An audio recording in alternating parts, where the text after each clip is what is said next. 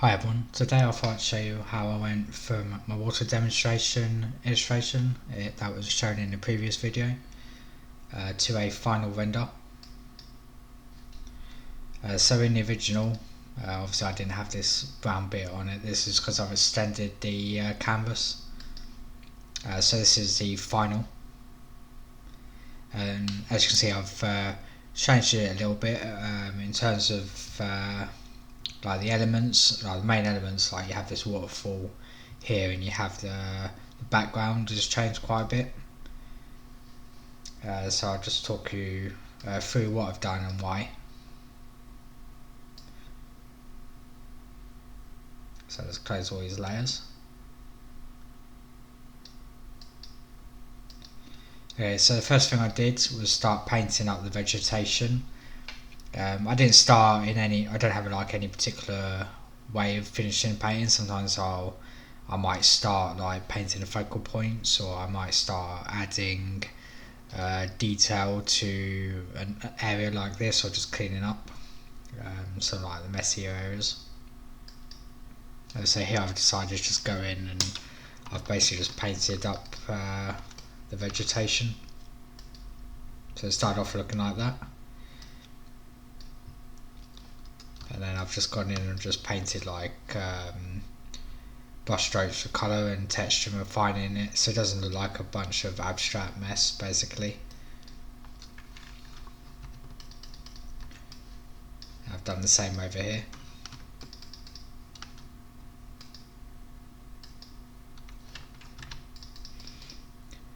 So if you saw my previous video, you know that I'm not going to explain foundational stuff like this is how you paint a form and so on. I'm just going to go through my process. If you want some more like basics digital video, there's plenty out there on YouTube. So here is quite a big change. So I've basically gone in and painted up the rocks in the centre, or started painting them. So before it was quite like loose, suggested, because obviously I was focusing on painting the water down here. So here I've just gone in and painted up some texture. I've copy and pasted some textures over to give me some interesting textures like here.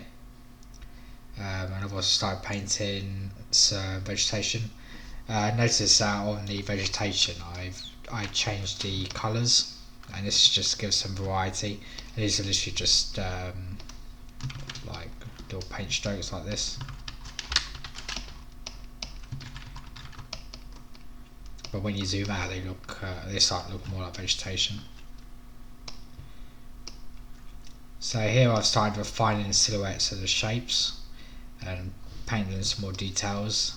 So you see the rocks are all quite loose here, and like the edges are not really defined. So I've just gone in there and cleaned that up, defined the textures. Here I've added a framing element like this rock here. Just use a red so you can see it. So this is to frame the focal point here, and I've done the same here. So you basically have these two framing elements for the waterfall, and I've also added this element here, and you have like, it creates this kind of circle area. I've also lightened the background. You notice that as soon as you lighten the background, it changes the mood of the whole painting. Not the background, the sky. Obviously it's in the background. So like before it was kind of mid-tone blue, and it gives this painting a kind of dull colour. So here I've just lightened it up. It makes everything kind of pop. Here I've just added some atmosphere to push everything back, and I've also raised the horizon line, so it looks more natural. So it's here now, before it was over here, which didn't look right. Here I've just started rendering, so I've added some colour variation in the back, and I've just started rendering the rocks and adding textures, and I'm doing some cleanup. So I have quite a lot of ambient occlusion added, which just makes all those rocks pop. Here is where I extended the canvas. So before it was obviously over it was over here. Oh, not sure what happened there. Yeah, so before it was there, and I've just extended outwards to make the canvas breathe, rather than the composition breathe, I just say. So I just do this by, I use a combination of the smudge tool with sample layers turned on, and I just push everything across on the new layer. I also do some painting, and I do some copy merging, so I get the one tool and select a bunch of shapes, and I copy merge it so I get this texture, and I shove it over here on a clipping mask. So originally, if you do something like this, you're going to have like a no fill here. So what I also had to do is go down, start to bottom my layers and add a neutral tone to paint on top of, otherwise you end up with loads of like blank areas. I've used that particular colour, so if there's any gaps for whatever reason, it complements all the colours around it. So it's a bit like doing underpainting in traditional painting. So here I focused on adding a focal point in the background, because it's kind of boring at the moment. Everything's kind of happening in the midground where I was doing a water demonstration. So I've added a focal point here, and it also breaks up this texture, because right now you have, let's create a new layer. Right now everything's kind of horizontal lines, which is, I mean, it could be okay if you want all your focus to be here, which is what I wanted on the original water demonstration, but since I'm taking this to a finish, I want more interest, visual interest in the painting, and some reason for you to look into the background. So I've added this focal point, so I just cut into it and added the waterfall. By having these repeating elements also adds depth. So this is local atmosphere. So this is just pushing all these elements back a little bit. So here I've labelled this shape design. So right now I've got these two basic shapes, and when you think about it, they're just squares. Oh, sorry, rectangles. I mean this is you can do this, but it's kind of boring. So I wanted to create something more interesting. So I've just one of the ways you can create interesting shapes is by adding negative space. So here you can see I've made this into a coastal stack. So this is where the water's eroded the rock and has left a hole. So it's like a stack. So it's actually more of an arch, and that's this stack. And I've also got a stack here. So I've basically broken up this big shape. So this has become a stack. What else did I do? Oh yeah, right, that's one of the other things I did. So this rock here, if you look down to this section, you see everything's you've got this shape here, and then you've got this little rock here, and there's no proper shape hierarchy. So it looks like this is in front of it. If it wasn't for the values, there's nothing that really shows this is in front of it. So what I've done is I've just raised that rock above the one behind it. So having this shape hierarchy automatically adds depth. It also gets rid of this kind of ugly tangent I have here. So I've got these two horizontal shapes next to each other, like two diagonal shapes next to each other. Which is kind of boring, so I've just overlaid that, like so. Yeah, I think that's what I did on that bit. Then I just carried on rendering, so focusing on the focal points, adding textures and colour variation. Yeah, adding more defined lighting in the background, just selecting the planes. Here I've started rendering around the focal points, you can see it like that. So this is more focal point rendering. So I've actually made it a bit bigger as well, just to give it more emphasis. Here I've added waves to add some movement to the piece, and also to break up the kind of boring. It's kind of plain, it doesn't really stand out. So I've added that, and it also makes it this pop. Break up the shape. That's right, so remember before I said I had a lot of horizontal lines, which I still have here. Here I've just broken up the shape a bit by adding these flat areas of vertical texture and some different textures to the texture that was there. It just creates more visual interest. I've also added a bit of texture here, so I'm rendering out. Just add some layer because it's kind of flat and boring there. I haven't made it really detailed though because I want you to look over here. I don't want you looking at the edge of the canvas. So here I've moved the rocks across, and this helps improve the composition. And I've also added elements here to help you, to lead the viewer into this focal point. I also added a little bit of colour variation there. That's actually a sky colour. It just helps make this piece feel like it's part of the environment rather than all having separate tones. It's lights hitting it. So more rendering. So here I've actually added some grass. So you have grass in the middle ground, or vegetation I should say, and then now you have vegetation in the background. Because it's a contrasting texture, you're automatically going to look over here now, because you have this, and then you're looking over here and you can see that.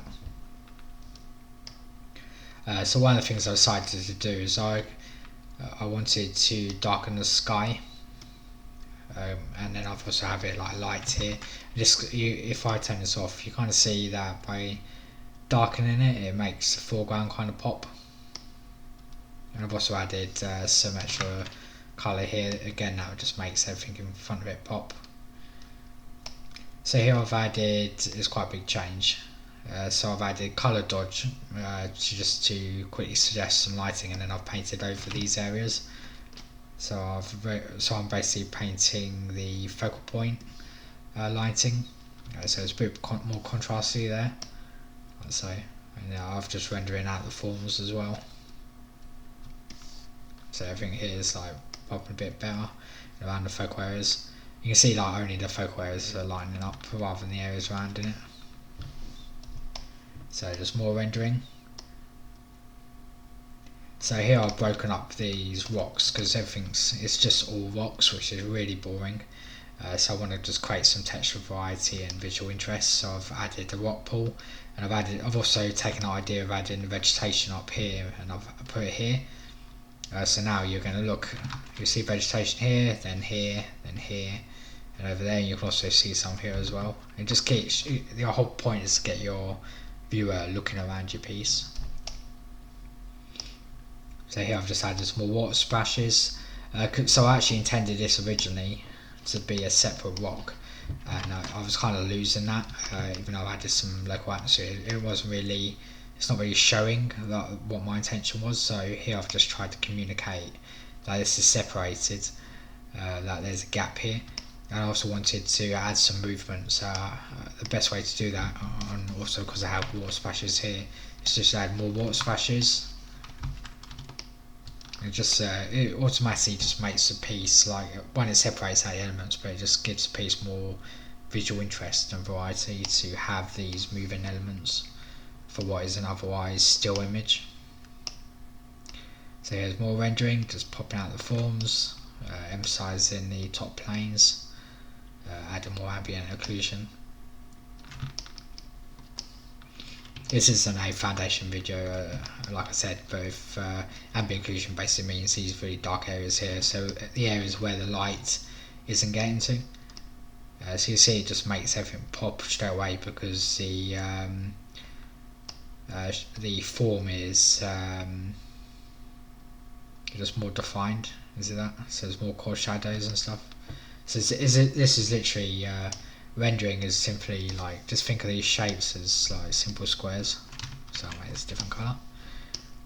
So this is really basic shapes, even though it looks complicated when it's rendered. It really is just this shape here. So you're just trying to turn the forms, and you're just going in there and painting all these forms up so they look like what you intended, like you're communicating what you were trying to show to the audience. So here, this is quite a big change as well. So here again, it's the same problem as down here where I had just loads of rocks. So what I've done is I've just broken up a bit more by adding vegetation, and I've also pushed because of it's a bit too far forward, like the value is too dark. I've just pushed it back with some local atmosphere, and then I've gone in there and rendered it, just breaking up the shapes a bit more. I've added some more of water vapor over here, just push these columns back,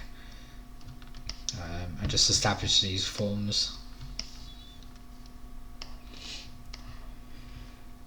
So here's some more colour dodge around the focal areas, and that's what I did there. Yeah, this is literally just colour dodge around the focal areas.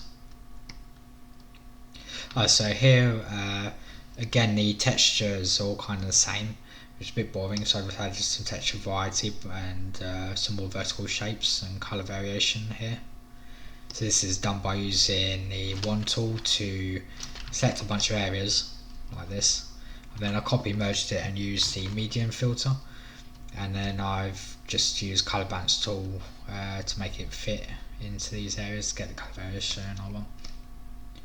So here again, it was all quite a lot of rocks. I've added some vegetation and I've started painting some texture, and I've specifically painted it here because now you have these rocks here that are more plain, so you're going to look here because it's higher contrast, so you have this like framing element, and you also here, because I put the vegetation here, you have this element here, so you kind of have this kind of effect, which just makes it much more interesting to look at. Yeah, I think that's the biggest changes I made there. More rendering, just popping out all these forms. So it looks like I've basically gone from that to this.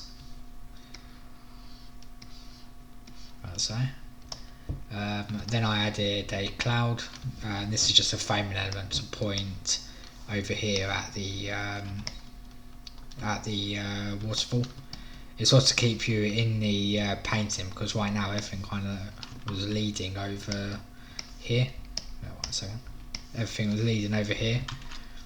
So by putting that cloud there, not only have I made this pop forward a bit more, everything now points that way.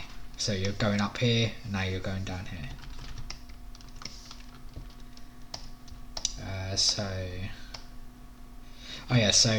Here everything's kind of flat, like 2D. So I've just literally pushed that forward.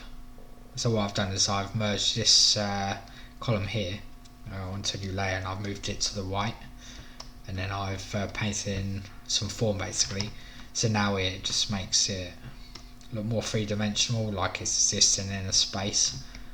And I've just changed the shadows here, so it looks like it doesn't look as flat. See that? It's a very small change, but it makes quite a big difference visually. So here I've just upped the contrast, because everything's kind of I'm kind of losing my focal points, so I'm just making everything pop a little bit. And then lastly, it's just some cleanup. So just going in and getting rid of all these loose bits of texture and painting. There you go. And of course I've added my signature at the bottom. That's just a custom brush, by the way. What else to paint? Yeah, so that was the original rock before I added any the rock texture, before I added any water to it. And so this is what we started off with again, and then we've gone to here. So that's about, I'd say maybe 12 hours worth of painting. Another 12 hours painting probably. So I'd say in total this painting probably took like 20 hours. Actually no, it probably took less than that. Yeah, I think that only took like an hour or so. Yeah, it's probably about 14 hours. Yeah, I hope that was helpful. I didn't want to do like a really long video originally, like I'll just paint it all up, because I don't think my really long videos get many views or as many impressions, but my shorter videos seem to be more popular, so I'm going to do more of those from now. I hope that helps. So if you have any questions, feel free to ask in the comments. I might do some more videos in the future. Thank you for watching.